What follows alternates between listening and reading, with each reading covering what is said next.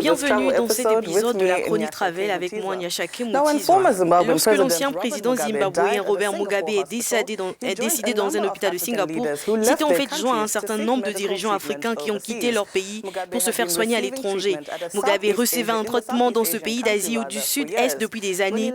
Lorsqu'il a quitté le Zimbabwe en mai de cette année, on croyait qu'il n'y resterait que quelques semaines. Cependant, il n'était jamais retourné dans son pays et est décédé le 6 septembre. Robert Mugabe n'est pas le seul dirigeant africain à éviter les hôpitaux de son pays et à se lancer dans ce qu'on appelle le tourisme de santé. Regardez.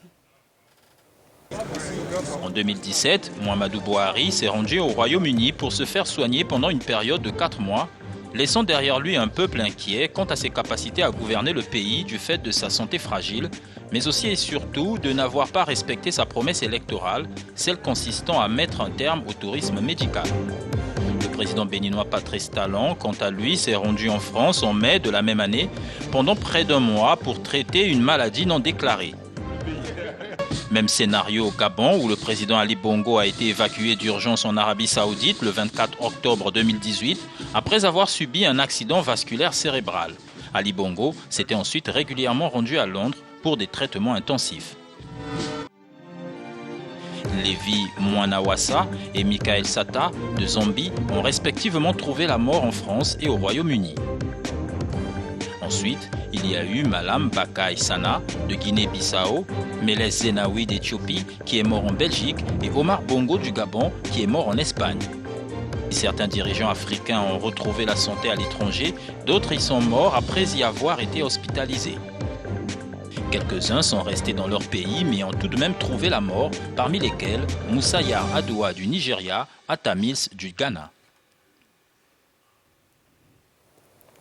Alors, les pays paient un lourd prix suite à ce comportement. On estime qu'en Ouganda, les fonds dépensés chaque année pour soigner les hauts fonctionnaires d'État à l'étranger pourraient permettre de construire 10 hôpitaux. Non seulement les chefs voyagent avec un protocole élaboré, mais ils voyagent aussi dans des jets affrétés coûteux.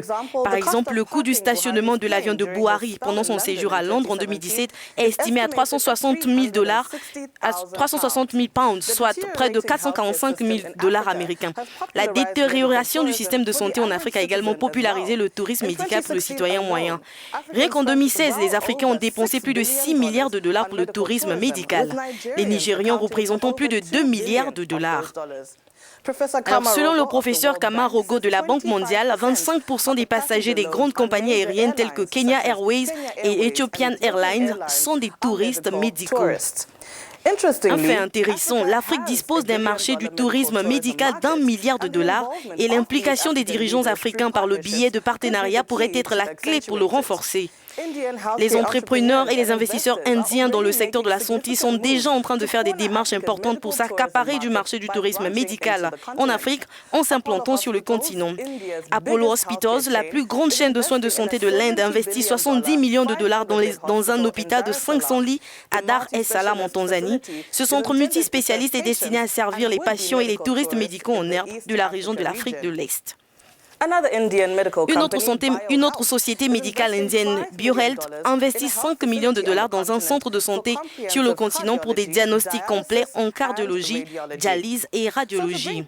Pour changer les choses, les citoyens africains doivent commencer à condamner le tourisme médical politique.